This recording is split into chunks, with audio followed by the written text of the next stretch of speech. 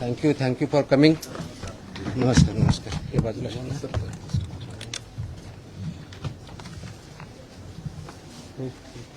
आपल्या फोडला बोलला तुम्ही बसा.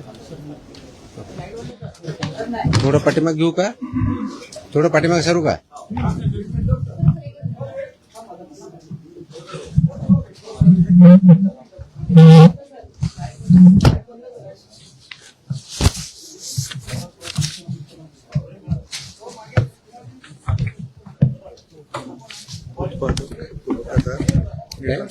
उत्पादक मॅन्युफॅक्चर हे 260 सापडले पूर्ण.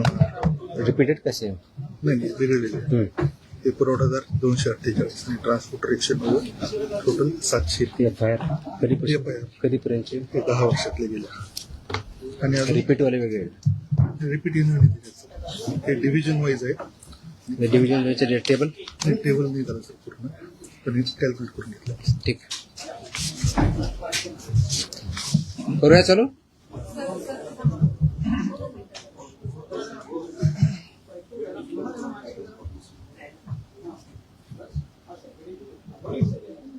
Okay. Welcome to the press conference.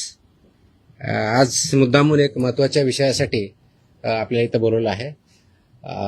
गेल्या अनेक वर्षापासून आपल्याला माहिती आहे की महाराष्ट्रामध्ये गुटखाबंदी केलेली आहे. आपल्या FSSAI ॲक्टच्या सेक्शन 30 अंतर्गत प्रतिबंधित जे फूड आयटम्स आहेत त्याच्यामध्ये गुटखा आणि तत्सम आयटम जे आपले आहेत त्याच्यावरती गुटखाबंदी केलेली आहे. त्याच्यावरती आपण अनेक वेळा कारवाई करतो, रेड्स करतो, फाईन करतो, FIR करतो. त्याच्यामधल्या प्रोव्हिजननुसार जेल पण होते, प्रॉसिक्युशन पण चालू आहेत. परंतु प्रोहिबिटेड आयटम असतानाही, फूड आयटम असतानाही महाराष्ट्रातल्या ऑलमोस्ट सगळ्या ठिकाणी हा गुटखा विकला जातो आणि कंझ्युम केला जातो. ही रियालिटी आपण बघतोय. मग याच्यावरती पर्याय काय? एन्फोर्समेंट तर चालू आहे, ते आपण आता जास्त स्ट्रिक्ट करत आहोत, तर ते चालूच राहील.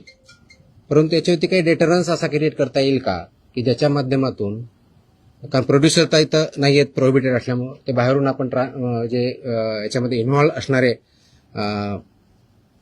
बिझनेसेस आहेत, बिझनेस पर्सन्स आहेत, ट्रान्सपोर्टर्स आहेत, रिटेलर्स, होलसेलर्स, सेलर्स, हे त्याच्यामध्ये इन्व्हॉल्व आहेत. त्या प्रकारचं रॅकेट आहे आणि ते जर उद्ध्वस्त करायचे तर आपल्याला खूप मोठ्या प्रमाणात स्ट्रॉंग स्टँड घेणं हे गरजेचं आहे. ह्या निष्कर्षापर्यंत शासन पोहोचलेलं आहे आणि म्हणून मध्ये बऱ्याच वेळेस याच्यावरती डिस्कशन पण झालं की काय केलं पाहिजे. आणि मी इथं जॉईन झाल्यानंतरही याच्यावरती आम्ही विचार केला काय करता येईल, कारण याच्यामध्ये this is a danger to public health आणि म्हणूनच तो आयटम प्रोहिबिट केलेला आहे. जर पब्लिक हेल्थला जर डेंजर असेल आणि तो आयटम प्रोहिबिट केलेला असेल तरीही त्याचा व्यापार होत असेल, तिथं ट्रान्सपोर्ट होत असेल, होलसेलर विकत असतील, सेलर विकत असतील आणि तो अवेलेबल होत असेल, तर त्याच्यावरती स्ट्रिंजेस्ट पॉसिबल ॲक्शन घेणं गरजेचं आहे. ह्या निष्कर्षापर्यंत पोहोचल्यामुळं आज दिनांक 12 जून रोजी मी मोका लावण्याचे आदेश पारित केलेले आहेत. So have issued the order saying that MCOCA provisions will be, MCOCA कायदा, मकोका ज्याला आपण म्हणतो, Maharashtra control of organise crimes act 1999 हा आम्ही इन्व्होक केलेला आहे. ही माझी तिची ऑर्डर आहे इश्यू केलेली. आणि ह्या ऑर्डरच्या अनुषंगाने हा फक्त फूड सेफ्टी ॲक्ट 2006 चे कलम 3, 26, 27, 30, 38, 41, 42, 59, 63, 64 आणि 89 बरोबरच Maharashtra control of organise crimes act 99चा sections 21D, 21E, 21F, 3, 4, 18, 21 and 23 read with code of criminal procedure 1973 किंवा भारतीय नागरिक संहिता सुरक्षा संहिता 2023 याच्या अनुषंगाने ही ऑर्डर मी आज पास केलेली आहे. एक मिनिट मला बोलू तर द्या, माझं पूर्ण होऊ दे, पूर्ण झाल्यानंतर विचारा ना प्रश्न. सो ही कारवाई करताना हे प्रोव्हिजन्स आहेत. त्याच्यामध्ये ऑथॉरिटी कोणती आहे, त्याचं रॅशनेल काय आहे, कोणत्या क्राईम्सला, कोणत्या ऑर्गनाइज क्राईम मधल्या जी 21D ची डेफिनेशन सांगितलं त्याच्या क्राईम मध्ये हा क्राईम कसा बसतो, याच्या ऑथॉरिटी कोण कोण आहेत, ह्या सर्व आपण डिफाईन केलेल्या आहेत. आणि याच्या अनुषंगाने अल्टिमेटली आपण काही ऑर्डर्स, डिरेक्शन्स या माध्यमातून दिलेल्या आहेत. त्याच्यामध्ये ज्या ज्या ठिकाणी हे मोर दॅन वन्स एखाद्या ह्याच्यामध्ये ट्रेड करणारा व्यक्ती, संस्था, आस्थापना असेल त्यांच्याविरुद्ध कंपल्सरी मोका इन्व्होक करायचे ही ऑर्डर आहे. त्याचबरोबर सेक्शन 23 ऑफ मोकोका ची जी प्रोसेस दिलेली आहे ती प्रोसिजर कंपल्सरी पाळायची हे पण आपण या सेक्शनमध्ये आदेश दिलेले आहेत. त्यानंतर persons and entities against whom MOCOCA shall be invoked are manufacturers and producers of prohibited food products, number 1. Number 2, financiers funding their manufacture, procurement or distribution. Number 3, interstate and intrastate suppliers and commission agents. Number 4, transporters and vehicle operators, including agents who book or arrange transport. Number 5, godown operators, warehouse owners and store managers who knowingly store such products. 6th, wholesale dealers and distributors. 7th, sub-dealers and semi-wholesaler agents. 8th, retail sellers forming part of an identified organized network.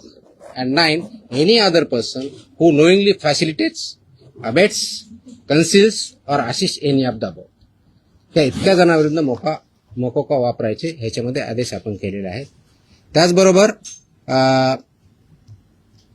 प्रिझम्पशन of eligibility जी आहे ते फक्त याच्यावरती नाही तर प्रिझम्पशन of eligibility हे आपण ज्यावेळेस म्हणतो की any one or more of the following is present, ते स्ट्रॉंग प्रिझम्पशन फेवर करणारं मोकोकाला हे प्रोव्हिजन वापरायचं. आणि no officer shall refrain without recording specific return reasons approved by joint commissioner. रिजनचं जे असेल त्याच्यामध्ये की interstate supply chain or manufacture nexus हे आपल्याला वरती न्यायचं, प्रिझम्पशन ऑफ एलिजिबिलिटीसाठी वापरायचं. Clandestine godowns, fake labels, dummy firms or forged invoices याच्यासाठी सुद्धा हा वापरायचा आहे. Simultaneous seizures across multiple districts pointing to a common syndicate त्याच्यासाठी सुद्धा वापरायचं आहे. Corruption of enforcement officials or intimidation of informers of witnesses यासाठी आपण वापरणार आहोत. Seizure value exceeding ₹10 lakhs in a single action or ₹25 lakhs cumulatively from the same account or network. आणि financial flows indicating systematic profiteering including hawala और बेनामी channels याच्या सुद्धा तिथे एस्केलेट करण्यासाठी हे सुद्धा प्रोव्हिजन त्याच्यामध्ये आपण वापरणार आहोत. याची ओरिजिनल ड्युटी आहे ते आपण फूड सेफ्टी ऑफिसरवरती देणार आहोत. डेजिग्नेटेड ऑफिसरच्या ड्युटी आपण याच्यात ज्याला असिस्टंट म्हणून त्यांना डिफाईन केलेल्या आहेत, जॉईंट कमिशनरच्या केलेल्या आहेत. नेटवर्क वाईड प्रॉसिक्युशन करायचं हे आपण सांगितलं आहे, पार्सल ऍक्शन घ्यायची नाही, कंप्लीट घ्यायची. आणि कॉन्फिस्केशन, अटॅचमेंट अँड फोरफिचरचं कसं करायचं ट्विन ट्रॅक स्ट्रॅटेजी ही पण त्याच्यामध्ये सांगितलेली आहे. त्याचं प्रॉसिक्युशन रजिस्टर मेंटेन करायचं सांगितलेलं आहे, बेलला अपोजिशन करायचं सांगितलेलं आहे आणि procedure compliance with the criminal procedure code हे सुद्धा आपण मॅन्डेटरी केलेलं आहे. याचा सर्वांचा ऑब्जेक्टिव्ह जो आहे बेसिकली आपण मोका का वापरतोय कारण हा स्ट्रिंजंट लॉ आहे, आय अंडरस्टँड. आणि त्याचं म्हणूनच खूप थॉट करून, विचार करून याच्यावरती कायद्याचे जे कलम आहेत, सेक्शन्स आहेत त्याचा अभ्यास करून this order is basically done to prosecute in the interest of food safety in violation but as an organized crime against public health. हा क्राईम पब्लिक हेल्थच्या अगेन्स्ट आहे. आणि आर्टिकल 47 ऑफ द कॉन्स्टिट्यूशन जे आहे ते स्टेटला मॅन्डेट करतं. That is where my order begins with. आणि तुम्हाला copy me देईलच, press note बरोबर ही कॉपी पण असेल so that you can go through that order. It says the Article 47 of the Constitution of India cast upon a state primary duty to improve public health and in particular to bring about prohibition of consumption of substances injurious to health. हे already आपण prohibit केलेलं आहे. त्याचं implementation व्हावं, public health improve व्हावं आणि public health जी endanger होते ते कंट्रोल करता यावं या दृष्टिकोनातून मोकोका कायद्याचे प्रोव्हिजन हे प्रोहिबिटेड आयटम जे 32 म्हणजे फसाई ऍक्टच्या सेक्शन 32 अंतर्गत जे आपण प्रोहिबिट केलेले आयटम आहेत त्यांच्यावरती आजपासून म्हणजे अगोदरच लागू करू शकलो असतं, पण आज आपण ती ऑर्डर काढलेली आहे and it will B implemented completely across the state of Maharashtra. Sir, जेव्हा कायदा केंद्राचा फळवाट शोधली जाते दुकानामध्ये पान मसाल्याच्या पुड्या आणि सुकी पुडी जे आहे ते मिक्स केल्यानंतर गुटख्यासारखा पदार्थ तयार होतो. अशा पद्धतीने चालकीला कसं रोखलं जाणार, कारण तो स्पेसिफिकली गुटखा या टायटल खाली विकला जातो. त्याच्यामध्ये मिसलिडिंग ऍडव्हर्टाइजमेंट ऍक्ट आहे. तुम्हाला काही दिवसापूर्वी कारवाई केलेली बघितली. फसाईमध्ये सुद्धा मिसलीड करणं, लेबलमध्ये चुकीची माहिती देणं, इन्ग्रेडियंट चुकीचे असताना वेगळा क्लेम करणं हा सुद्धा गुन्हा आहे. त्यानुसार आपण कारवाई करतो त्याच्यावरती. फक्त ही जी चालाकी केली जाते, दिस इज मिसलिडिंग. तर मिसलिडिंगला कायदा आहे. दुसरं मिश्रण जे असतं जे पान मसाला त्याला सुद्धा याच्या अंडर घेतलं जातं ते तंबाखू मी मिश्रण. तेच सांगतोय की आपल्याला कोणताही एखादी ज्यावेळेस प्रॉडक्ट असतो त्याच्यावरती लेबल कोणतं असावं, ते कोणत्या स्टँडर्डचं असावं, त्याच्यामध्ये कोणते कोणते इन्ग्रेडियंट असावे, त्याची काय व्हॅल्यू आहेत वेगवेगळ्या, त्या मॅन्डेट दिले, त्याचे रेग्युलेशन्स आहेत. फसाईमध्ये रेग्युलेशन्स दिलेले आहेत, व्हेरी क्लिअरली दिलेले आहेत. त्याचबरोबर ऍडव्हर्टायझिंग आणि मार्केटिंगचे सुद्धा रेग्युलेशन्स क्लिअरली आहेत.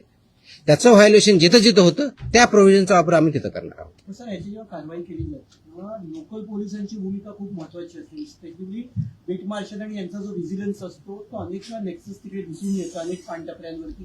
ते कसं ब्रेक केलं जाणार, कारण आपल्याकडनं कडक कारवाईची तरतूद सगळ्यांकडून. त्याच्यामध्ये तुम्ही जर आता मी वाचलं व्यवस्थित ऐकलं असतं तर त्याच्यामध्ये तुमच्याकडनं प्रतिक्रिया त्याच्यावरती अपेक्षित. पोलीस आणि हे नेक्सस झाले की it's not about police or FDA किंवा फूड सेफ्टी ऑफिसर्स.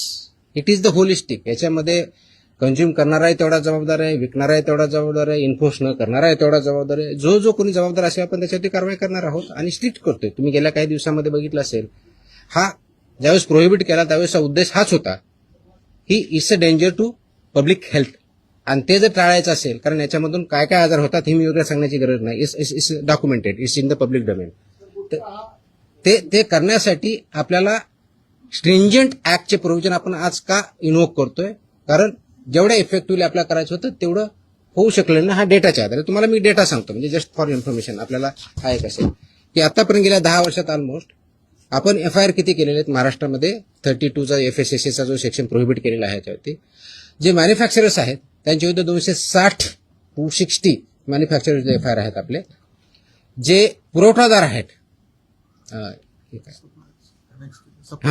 सप्लायर्स ते 248 आहेत आणि पर्सन्स जे आहेत ते असे 190, असे 703 ट्रान्सपोर्ट कोणते हे ट्रान्सपोर्ट सॉरी ट्रान्सपोर्टर म्हणजे उत्पादक 260, सप्लायर्स 248 आणि ट्रान्सपोर्टर्स 190 असे 703 FIR आहेत.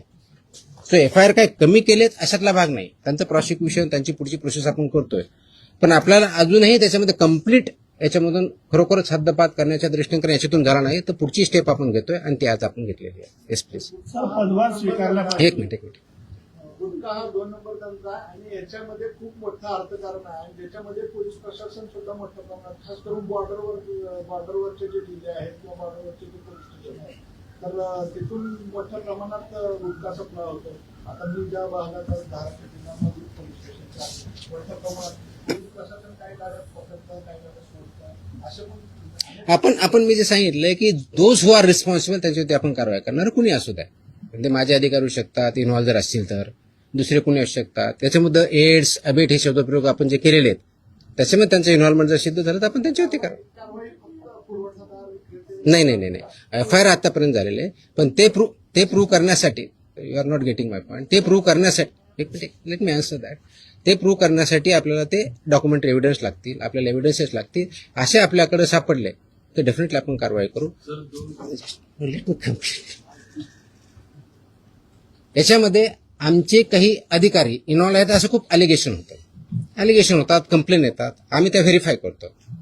पुढच्या काही दिवसामध्ये असे काही अधिकाऱ्यांचं इन्व्हॉल्वमेंट आहे किंवा नाही याच्याबद्दलचे इन्व्हेस्टिगेशन आमच्याकडे सध्या चालू आहेत. त्याच्यातून जे रिझल्ट येतील ते आपल्यापर्यंत येतीलच. तर आपण पदभार स्वीकारल्यापासून अनेक कारवाई केलेल्या आहेत. आतापर्यंत जेवढ्या कारवाई झाल्या साधारणपणे किती कारवाई झाल्या, किती तो डेटा मी प्रेसमध्ये दिलेला आहे ना. नाही मी डेटा मी प्रेसमध्ये दिलेला आहे. टीव्हीला त्या बाईट स्वरूपात नाही मी टोटल आता काही कारवाई केल्या खूप केल्यात.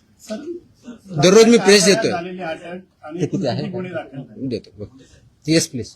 प्रोहिबिटेडची एका वेळेस एक मिनिट. I answer every question. Let me I come to. हा मकोकाची कारवाई करतात. परत धमकी येऊ मला धमकी आलेलं कोणी सांगितलं तुम्हाला? नाही, sorry, no sorry, please look at ती जुनी क्लिप आहे, कमीत कमी 10 वर्षापूर्वीची आहे. Look at the clip. आताची क्लिप नाही याची ती. दॅट वॉज नाही मला नाही आहे. That clip if I remember correctly, मला आठवत नाहीये, इफ आय रिमेंबर करेक्टली बहुतेक ती पुण्यातली क्लिप आहे, फिनावाजी पीएमपीएम आहे. चेकआउट तुम्ही बघा, ते क्लिप आताची नाही, मला कोणतरी पाठवली, मला कोणतरी विचारलं, मला अशी धमकी नाही आलेली. येतो मी त्यांना. Let us focus on this. There are so many issues. Let us focus on this. Please. थोडं I'll answer on this one. 2 दिवसापूर्वी संभाजीनगरमध्ये एफडीएच्या पथकावर दगड फेकला आणि अधिकाऱ्यांना स्कॉर्पिओ गाडी त्यांच्या अंगावर आणण्याचा प्रयत्न केला. त्यांच्यावर पण मकोका अंतर्गत कारवाई होती. आता हे जे मी gutkha exactly that's what I am saying. कारण मोकोका क्लॉज वापरण्यासाठी ज्या काही प्री कंडिशन्स आहेत त्या फुलफिल झाल्या डेफिनेटली करणार आम्ही. कारण त्याला एका गुन्ह्यासाठी होत नाही, it has to be more than 1 offence in last 10 years. त्यांच्यावर जर झालेला असेल तर डेफिनेटली आम्ही करू, कारण त्याचे कंडिशन फुलफिल करायला पाहिजे. अदरवाईज आमचे एफएसएसए ऍक्ट, बीएनएस ऍक्ट आम्ही ते वापरतोच आहोत. आज ती जे हल्ला झाला त्याच्यावरती इमिजिएटली स्विफ्ट कारवाई पण झाली. 7 का 8 लोक त्याच्यामध्ये अरेस्ट पण झाले immediately. I spoke on with DGP also. डीजीपीने सुद्धा इमिजिएटली त्याच्यावरती रजिस्ट्रेशन म्हणून कारवाई केली. अँड अशा प्रकारचे हल्ले आम्ही भिणार नाही. Very clearly will protect our officers आणि those who take law into their hands will show force of the law. एक मिनिट. येस नाही, बाजूला तुमच्या. बताऊंगा. मेरी हिंदी इतनी अच्छी है ही नहीं, जितनी भी टूटी फूटी है उसमें बात करूंगा. बोलो. एक मिनिट तुम्हाला उत्तर दिलं ना मी. आपण एकदा मराठी पूर्ण करून घेऊया, मग आपण अरे थांबा ना तुम्ही, मी इथंच आहे, मी कुठे पळून नाही चाललोय. सिस्टमॅटिक व्हायचं. भिवंडीमध्ये जे आहे ते नकली एफडी अधिकाऱ्यांना अटक करण्यात आलेली आहे. त्यामुळे कशा पद्धतीने जर एखाद्या वेळी आपण ज्यावेळी धाडी टाकतो आय कार्ड असतं ऑफिसरकडे. Simple. My officers wear I card. Very clearly they show the I card. या प्रतिबंधित माल जो आहे तो बऱ्याचदा गुजरात सारख्या राज्यातून मुंबईत येतो, खास करून गुटखा असेल किंवा बऱ्याचदा भेसळयुक्त खावा देखील गुजरातवरूनच मुंबईमध्ये येतो. वाहतूक व्यवस्था करणाऱ्या अनेक लक्झरी बसेस असतात, टुरिस्ट गाड्या असतात किंवा ट्रक. यासाठी आरटीओची काही मदत वगैरे घेणार? मी आता वाचताना वाटलं इन्क्लुडिंग ट्रान्सपोर्टर्स. आरटीओची मदत घेणार? सगळ्या एजन्सी एकत्र काम करत असतात. त्याच्यामध्ये सगळ्याच एजन्सी काम करतात. आपण याच्यामध्ये मकोका लावताना किंवा हे करताना इव्हन आताचे जे एफआयआर होत आहेत त्याच्यामध्ये आपण फक्त विकणाऱ्याला करत नाही, त्याचा ट्रान्सपोर्टरला पार्टी करतोय, त्याचा डिस्ट्रीब्युटरला पार्टी करतोय, तुमच्या ओनरला. मी तुम्हाला लिस्ट पण दिली. तर इथून पुढचे आता आल्यापासून एफआयआरचे हे it will be right from manufacturer to seller. आताही होतात, अजून जास्त स्ट्रिंजंटली होतील. So they are responsible. कायद्यामध्येच व्हेरी क्लिअरली त्याचे मेन्शन, कुठेही डाऊट नाही त्याच्याबद्दल. याच्या बाहेर नका विचारू, जो आपला विषय चालला तेवढाच विचार. नाही, संबंधित नाही, आजच्या विषयाशी संबंधित. तुकाराम मुंडे साहेब या ज्या विभागाचा पदभार ग्रहण करतात तो विभाग नेहमी चर्चेत येतो, असं का होतं? त्याचं उत्तर तुम्ही द्या, मी कसं देणार आहे? आय मीन तो काय होतो तर you are better. No, I cannot answer this. Simple. कारण काय येतो, लोक चर्चा का करतात, तुम्ही जास्त का पब्लिश करतात, का कुणी काय करतं, ह्याचं उत्तर मी नाही देऊ शकत. You have to analyse. त्याचं उत्तर मी कसं देऊ शकणार? सोशल मीडियावरती तुम्ही इथे आल्यानंतर प्रचंड लोकांचा पाठिंबा we are diverting. Let us not divert. No. पब्लिकशी रिलेटेड डायरेक्ट आहे. नो, हे जे विषय त्याच्यावरती आपण बोलू, बाकीचे विषय नाही. हा नाही, याच्या अगोदर फक्त हा डेटा प्रोहिबिटेड ना, प्रतिबंध. आता तुम्ही जो विचारला होता प्रश्न की मी 25 मे ते 11 जून या काळामध्ये प्रोहिबिटेडच्या बाबतीत म्हणजे प्रतिबंधित आयटमच्या बाबतीतला सांगतोय, बाकीच्या नाही सांगत आहे, कारण हा प्रोहिबिटेडचा विषय आहे. म्हणून तपासणी केलेल्या आस्थापना म्हणजे प्रोहिबिटेडच्या बाबतीत त्या 354 आहे, 354. बाकीचे असेल ना आपल्याकडे पुढची केलेली ती पण असेल ना, तो पण मागवा ना. आणि ड्रगचे असेल तर ड्रगचं पण मागवा. त्याच्यामध्ये नाही सॉरी, प्रतिबंधित पदार्थ आढळलेल्या आस्थापनाची संख्या 344 सापडली आपल्याला. तपासणी 354 केली, 344 मध्ये फाइंड आउट झालं. जप्त साठ्याची किंमत ह्या 344 मध्ये एक किती रुपये 3,27,24,629 rupees. 3,27,24,629 rupees. FIRs 235. Arrested people 350. Seal establishment of this 344 are 274. Seized vehicles are 26 and the price of that vehicle is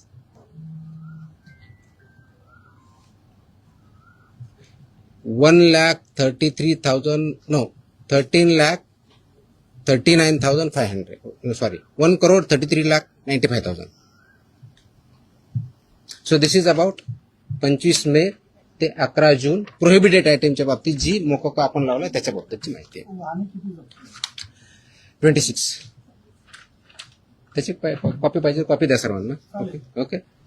so I am giving you the press note detail in Marathi and I am attaching the order also, so you are aware of this. Order is in English. ते आम्ही मराठीमध्ये आम्ही पाठवतो आमच्या ऑफिसला. पण big industry order आहे.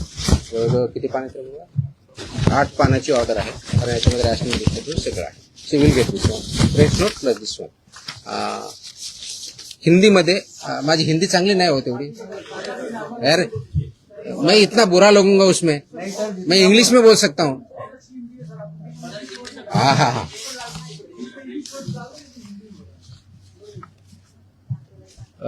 आप सब जानते हैं कि महाराष्ट्र में FSI एक्ट के तहत सेक्शन 30 के अंदर प्रोहिबिटेड आइटम्स है, जैसे कि गुटखा, पान मसाला, इसमें एक आइटम्स है प्रोहिबिटेड है.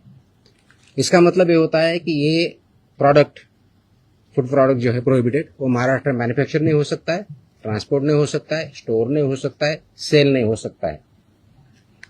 फिर भी बहुत कार्रवाई करने के बावजूद इसका सेलिंग और अवेलेबिलिटी महाराष्ट्र में कई जगहों पे पाया जाता है. इसलिए गवर्नमेंट शासन ने डिस्कशन कर रही थी इस पे क्या किया जाए, कौन सा स्ट्रिंजेंट एक्ट या क्लॉज या कार्रवाई की जाए जिसकी वजह से ये एक्चुअली प्रोहिबिट होगा, क्योंकि ये दिस इज ए इंडेंजर, तो पब्लिक हेल्थ के लिए हानिकारक है. इससे पब्लिक हेल्थ इंडेंजर होती है. ये नॉलेज पब्लिक डोमेन में है. तो इसके तहत आज हमने मोकोका एक्ट जो है महाराष्ट्र का, Maharashtra control of organise crime act 1999, ये इसमें इन्वोक करने का निर्णय लिया है, लागू किया है कि जो ये बिजनेस में मैन्युफैक्चरिंग करते हैं, ट्रांसपोर्ट करते हैं, सेल करते हैं, डीलर्स है, सेमी डीलर्स है, ये सबको ये प्रोविजन के अंदर अभी कार्रवाई की जाएगी.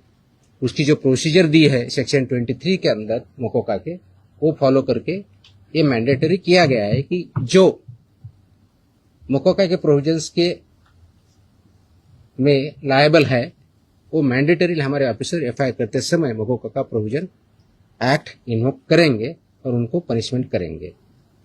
इसका ऑब्जेक्टिव है, उद्देश्य है कि पब्लिक हेल्थ जो इंडेंजर हुई है इसकी वजह से, उसको पूरा तरह से रोका जाए. और वो जो हमने प्रोहिबिशन किया है आइटम्स में, उसका अवेलेबिलिटी महाराष्ट्र में कहीं न हो और लोग उसको न खाए, जिसकी वजह से उनकी हेल्थ अच्छी रहेगी, उनका हेल्थ अच्छे रहने की वजह से उनका प्रोडक्टिविटी अच्छी रहेगी, और जो ह्यूमन डेवलपमेंट है, ह्यूमन ग्रोथ है, उसको भी अच्छी तरह से हो जाएगा. इसीलिए ये प्रोविजन आज हमने इन्वोक किया है. इसका ऑर्डर हमने आज as a commissioner food safety Maharashtra बोल के इश्यू किया है और ये लागू हो रहा है और ये सब स्ट्रिक्टली आगे इम्प्लीमेंट होगा.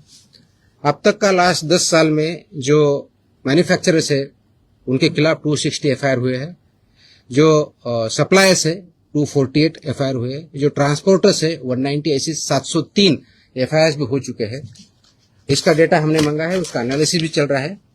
तो मेरी ये सुझाव है, वार्निंग है, those who are involve in this business, इधर मैन्युफैक्चरर और ट्रांसपोर्टर्स और सेलर्स और डीलर्स और सेमी डीलर्स, ये महाराष्ट्र में आप काम बंद कीजिए, नहीं तो ये कानून के हिसाब आपको कड़ी से कड़ी जो आपको सजा इसमें पता है वो दिया है, इसी शासन सजा देंगे, प्रोसिक्यूट करेंगे और हम महाराष्ट्र जो प्रोहिबिटेड आइटम है उसमें नहीं मिलने देंगे.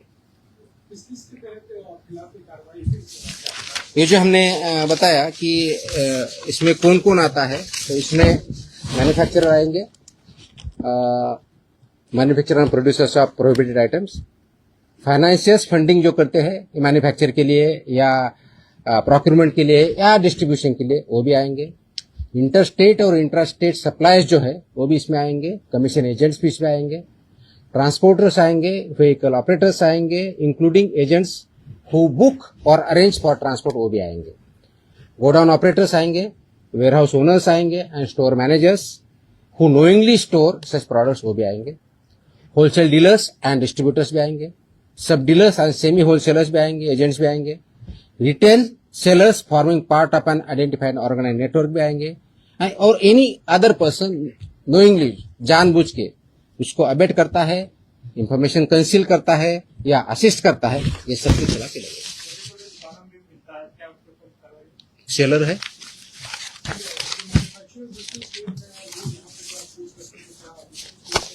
So it's a part of syndicate. Syndicate K definition में सब कुछ आया है. Organized crime. That's why it is an act. That's why this is become an organized crime, and they are working as a syndicate. That's why we are invoking this provisions. They are supporting. They are supporting. Sir, आम आदमी के लिए मकोगा लगने के बाद कितना मुश्किल हो जाएगा, जो शायद किसी को आम आदमी को क्यों मुश्किल होगा? नहीं, आम आदमी को जानने के लिए जो भी इस आम आदमी बिजनेस में नहीं है ना. जो भी इस बिजनेस में है, अगर वो पकड़ा जाएगा, मकोगा लगेगा, क्या क्या धारा है? ये तो आप मौका में क्लियरली है ना, लाइफ इम्प्रिजनमेंट प्रोविजन आहे ना. किती सजा आहे त्याची? किती वर्ष ते काढा प्रोविजन. ऑफकोर्स दे प्रोसिक्यूट होंगे, कोर्ट में केस चलेगा. हाँ, ऑफकोर्स आपको बेल अपोज कर हमने बता ही दिया कितना. वो हमें बताएंगे सर, तो थोड़ा सा डर नहीं वो तो कुठे which may extend up to 10 years imprisonment, shall also be liable to fine, such property shall also be liable to be attached and forfeiture. और रिपीट है तो उसके फिर और बताए, यहाँ इम्प्रिजनमेंट प्रॉपर्टी भी सीज होगी. नाही हे विषय संपवल्यानंतर आपण दुसरा आता. ठीक आहे, तुमचे प्रश्न संपत नसतात कधी, मला माहिती आहे. आय थिंक झालं ना आता हिंदीमध्ये. हा येतो. एक विषय संपला, आता हा विषय संपवत आपण. माझी अशी अपेक्षा आहे आपल्याकडून, प्लीज याला चांगली पब्लिसिटी द्या. This is in the interest of state of Maharashtra. It's very very crucial, very very crucial. Many people have fallen prey to this, so we need to save our people. We need to work. That's a public health hazard, and we have to eliminate it. Absolutely clear. So इसीलिए मुझे ये publicity जितनी ज्यादा दे सकते हो वो दे दो. That is my request. Dairy ओनर्सची आणि मॅन्युफॅक्चर म्हणजे मिल्क अँड मिल्क प्रॉडक्ट्स याच्यामध्ये आज मीटिंग मी सगळ्यांची बोलवली होती. उद्देश हा होता की डेअरी सेक्टरमध्ये जे फसाईचे रेग्युलेशन्स आहे, स्टँडर्ड्स आहेत, म्हणजे सगळ्या सेक्टरमध्ये आहेत, त्याच्यामध्ये डेअरीचे पर्टिक्युलरली बोलवले होते. कारण तो खूप मोठा इश्यू आहे, अनेक वर्षापासून आहे. अत्यंत चांगले लोक काम करणारे त्याच्यात आहेत आणि काही त्याच्यामध्ये चुकीचं काम करणारे पण आहेत. आणि म्हणून एफडीए म्हणून आम्ही काय कारवाई करणार as a regulator. FDA is a regulator आणि मी फूडच्या बाबतीत म्हणलं फूड कमिशनर स्टेट म्हणून आम्ही रेग्युलेट करतो जे फसाईचे नॉर्म्स आहेत. कारण फसाई ऍक्ट हा 2006ला आला, त्याचे रूल्स 2011ला झाले आणि 2011 पासून आतापर्यंत वेगवेगळे रेग्युलेशन किंवा स्टँडर्ड्स फसाईने डिक्लेअर केलेले आहेत. ते मॅन्डेटरी आहे सर्वांवरती. जे फूड बिझनेसेसमध्ये आहे, ज्याला आपण एफबीओ म्हणतो, फूड बिझनेस ऑपरेटर, ते रजिस्टर्ड असणं हा भाग वेगळा आहे. पण त्यांनी कोणत्या प्रकारचे स्टँडर्ड्स जे प्रॉडक्ट आहेत त्याला वापरायचे, त्याप्रमाणे प्रॉडक्ट तयार करायचे किंवा सेल करायचे, हे त्याच्यामध्ये स्टँडर्ड्स दिलेले आहेत. त्याच्यामधला एक भाग म्हणून जे मिल्क अँड मिल्क प्रॉडक्ट्स आहेत याच्यासाठी जे स्टँडर्ड्स लागतात ते त्यांनी पाळावेत, ते त्यांनी इम्प्लिमेंट करावेत. या दृष्टिकोनातून एक इंटरॅक्शन सेशन, कायद्याचे प्रोव्हिजन, रेग्युलेशन्स कोणते आहेत ते त्यांना आम्ही सांगितले.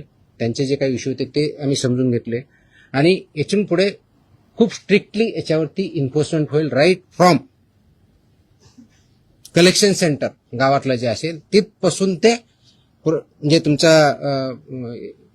एमबीओ असेल, म्हणजे तुमचं जे चिलिंग सेंटर असेल, कलेक्शन सेंटर्स असेल, चिलिंग सेंटरपासून तुमच्या डेअरीपर्यंत जात असेल, मग तुमचा दूध प्रॉडक्ट बनवणार किंवा पनीर बनवणार तिथपर्यंत जात असेल, ते प्रॉडक्ट बनवून ते कंझ्युमरपर्यंत जात असतील, ही सगळी चेनमध्ये जे त्याच्यामध्ये इन्व्हॉल्व आहेत त्यांनी हे सगळे स्टँडर्ड्स पाळले पाहिजेत, इम्प्लिमेंट केले पाहिजेत आणि त्याच्यामुळे चुकीचं काही होणार नाही हे त्यांना समजून सांगण्यासाठी, कायद्याचे प्रोव्हिजन समजून सांगण्यासाठी आम्ही मीटिंग बोलवली होती, इंटरॅक्शन केली. मी एक प्रेझेंटेशन पण केलं की कायदा काय सांगतो, नाही केलं तर त्याचे काय प्रोव्हिजन होतात.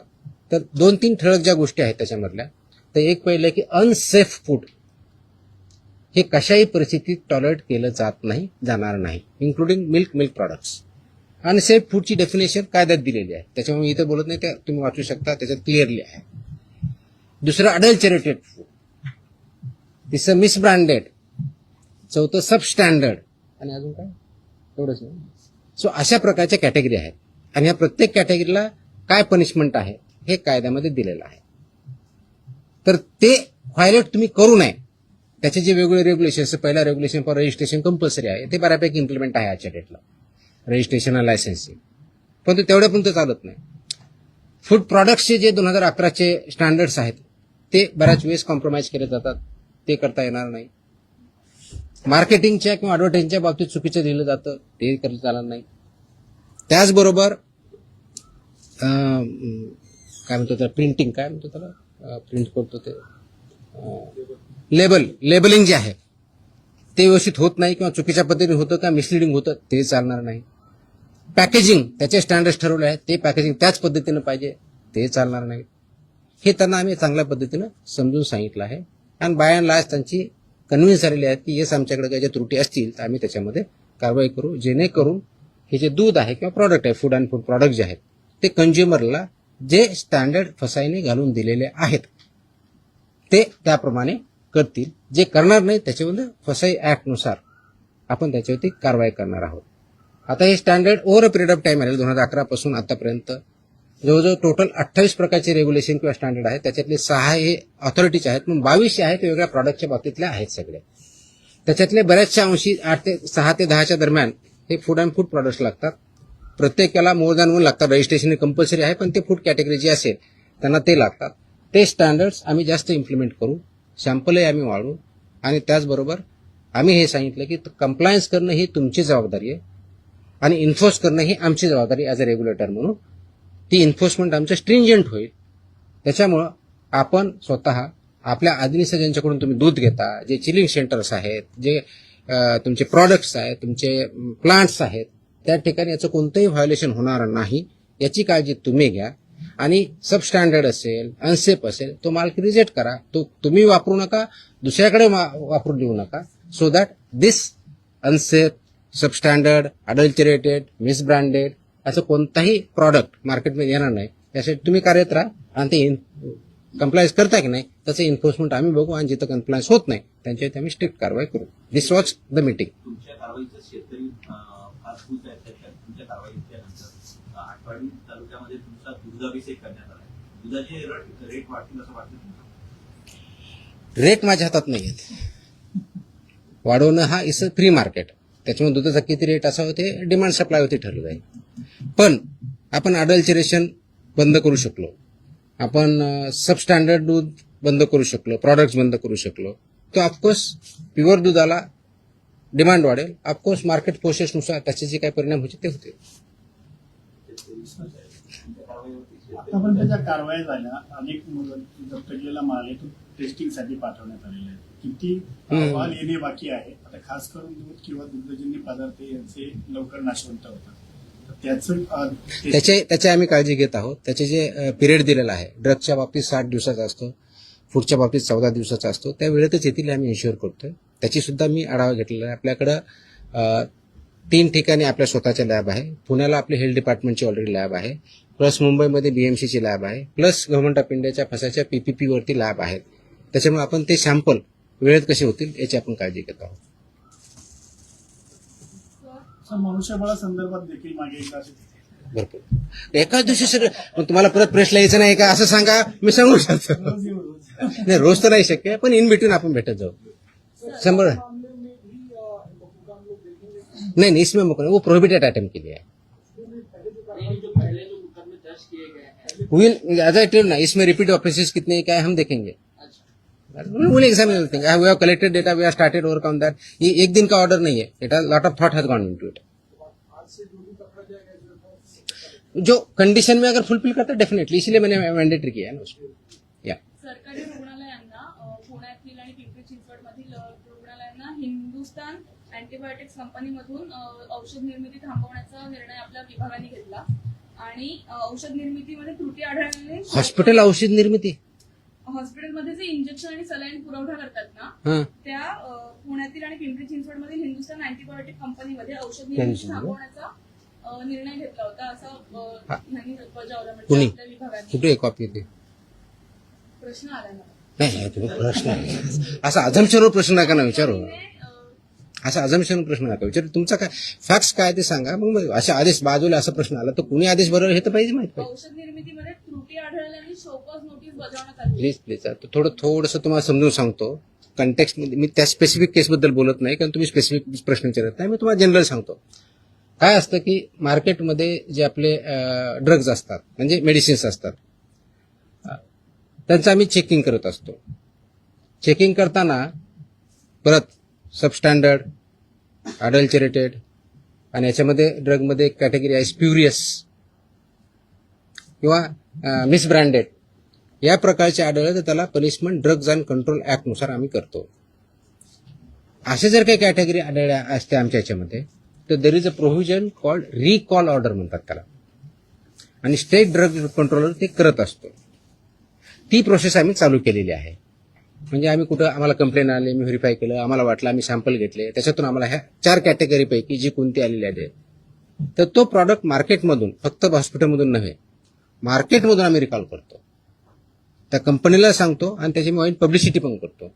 तर तशा प्रकारच्या ऑर्डर आम्ही ज्या ज्या केसेसमध्ये आम्ही ते recall order drug control, state drug controller who sitting here, म्हणजे इथं जे आपण जॉईंट कमिशनर ड्रग HQ म्हणतो, he is a state drug controller, तर त्यांच्या मार्फत इश्यू करतो आणि ते कंप्लाय करतो. पर्पज असा असतो त्याच्या पाठीमागचं की जर हे चुकीचं आहे तर ते कंझ्युम होऊ नये, म्हणून ते रिकॉल ऑर्डर असते. आणि बाकीचे प्रोव्हिजन ज्याप्रमाणे FIR करून किंवा जे काय प्रॉसिक्युशन करायचे त्या कंपनीवर आम्ही करत असतो. तर अशा आमच्या पुण्यातले जे एक आम्ही हे केलेलं आहे, कोणते ते हां पुण्यामध्ये शेड्यूल H मधले औषधे जप्त केले होते 11.19 लाखाचे. That is Cipla company. तर त्याची आमची तिथल्या लोकलनी केली, पण इथून आमची ऑर्डर आज 1-2 दिवसामध्ये रिकॉलची जाईल. त्याच्यामुळे ते प्रॉडक्ट जे असतील ते पूर्ण मार्केट म्हणून पूर्ण अक्रॉस कुठे असू द्या, इंडियामधले कुठे असू द्या, ते रिकॉल होतील. तसेच बाकीच्याही गोष्टीवर आम्ही कारवाई केली. That is the provision you should understand. हे रिकॉल ऑर्डर असते. It's a standard procedure as per the drug control act 1940 आणि त्याच्या अंदर 1945 ची स्टँडर्ड प्रोसिजर आहे. We are following it now. कदाचित अगोदर होत नव्हती, नाही माहित, मला माहित नाही, but will follow it so that public हेल्थला त्याच्यातून डेंजर राहणार नाही. आणि आपको जे प्रोड्यूस केलेलं आहे, जे सेल करतात, त्यांच्यावरती नियमानुसार आपले कारवाई. ओके, बिफोर यू फॉरगेट एक लास्ट अजून एक आदेश मी आज पारित केलेला आहे. हा आदेश आहे ड्रग्स, म्हणजे माझ्याकडे 2 सेक्शन, एक फूड आहे आणि एक ड्रग आहे. हा आदेश आहे की बऱ्याच ठिकाणी आमच्याकडे कंप्लेन येतात, माहिती भेटते की हॉस्पिटलमध्ये कुणी पेशंट ॲडमिट जर असेल आणि त्याला जे काही औषधी लागत असतील तर ते त्यांच्याच फार्मसीमधून घ्यायचे, अशा काही कंप्लेन असतात आमच्याकडे. By law they cannot force any hospital तिथूनच घ्यायचं मॅन्डेट नाही आहे. त्याचे आदेश आम्ही जारी केलेले आहेत. आदेश त्याची पाहिजे तो कॉपी आम्ही प्रेस कदाचित उद्या देऊ, दिली का त्या, पण माहितीसाठी म्हणून देतोय की ऑलरेडी केले की असं त्यांना करता येत नाही. कोणत्याही पेशंटला जर बाहेरून आणायचं हा त्यांचा चॉईस आहे. यू कॅनॉट फोर्स एनीबडी की तुमच्याच फार्मसीमधून किंवा ह्याच फार्मसीमधून किंवा त्याच फार्मसीमधून घ्या, हे तुम्ही पेशंटला फोर्स करू शकत नाही. हे आम्ही सगळ्यांना ऑर्डर काढलेली आहे आणि इट विल बी इन्फोर्स्ड, कारण तो सिटिझन्सचा किंवा पेशंटचा राईट आहे कुठून परचेस करायचा. त्यांना तुम्हाला प्रिस्क्रिप्शन द्यावं लागेल. प्रिस्क्रिप्शन दिल्यानंतर त्यांना जिथून आणायचे तिथून आणतील. त्याच्यामुळे यू कॅनॉट फोर्स की तुमच्याच फार्मसीमध्ये घ्यावा. तो पण आदेश आज आम्ही पारित केलेला आहे. जर डॉक्टरने लिहून दिलं प्रिस्क्रिप्शन, तो त्याच्यात जो प्रिस्क्रिप्शन किंवा पुढे जे काही लिहून देईल ते फक्त त्याच्याच मेडिकलमध्ये अवेलेबल असतं. जर दुसरीकडे घ्यायला लागला तर तिथं उपलब्ध नसतं. असं का बरं होईल? हो सर आहे. हो सर आहे. नाही मिळत. मला तरी अनुभव आहे. बँड्रामधले डॉक्टर म्हणजे मेडिसिन फक्त त्याच्या हॉस्पिटलसाठीच. Hold on. ऐकून घ्या. ते मेडिसिन फक्त त्याच्या हॉस्पिटलसाठी बनवलंय का? त्याच्यात मेडिकल सांग. त्याच्यामध्ये स्टँडर्ड ज्या अडवायझरीज आहेत त्या अडवायझरी अशा आहेत की त्यासाठी जेनरिक ऑप्शन काय हे पण देऊ शकतात, ते मागू शकता पेशंट. अशा स्पेसिफिक आले तर आम्ही कारवाई करू. मला स्पेसिफिक लागले, जनरल नको. आम्ही कारवाई करू. There is a law. मैं है या नहीं बोल रहा, मैं क्वेश्चन नहीं कर रहा हूँ. अगर ऐसे हमारे पास स्पेसिफिक कंप्लेन आते हैं हम कार्रवाई करेंगे ना. असं कसं ते कंटेंट पेक्षा ते ब्रँड नेम देतात, त्यामुळे लोक ब्रँड नेम वरती जातात आणि कंटेंट हा खूप मोठा विषय आहे. प्रिस्क्रिप्शन कसं लिहावं, कुठं लिहावं, कोणतं द्यावं, आता त्याच्यात मी जाणार नाही की तो माझा डोमेन नाही आहे. माझा ड्रगच्या बाबतीतला जो इश्यू आहे, अशा प्रकारच्या कंप्लेंट जर आमच्याकडे आल्या तर will definitely investigation look into it. Okay, I think I have satisfied everybody. आणि मकोकाला जरा वाईट पब्लिसिटी आहे. येस, हे अगोदर नाही सांगायचं का? अरे नाही, आता नाही, बाकीचे सगळे नाही, प्रिंटमध्ये it is required and it is essential also. Okay, चलो, थँक्यू. सर पीएम म्हणजे ट्रेडमार्क की तुकाराम मुंडे? गप्पा नको मारा.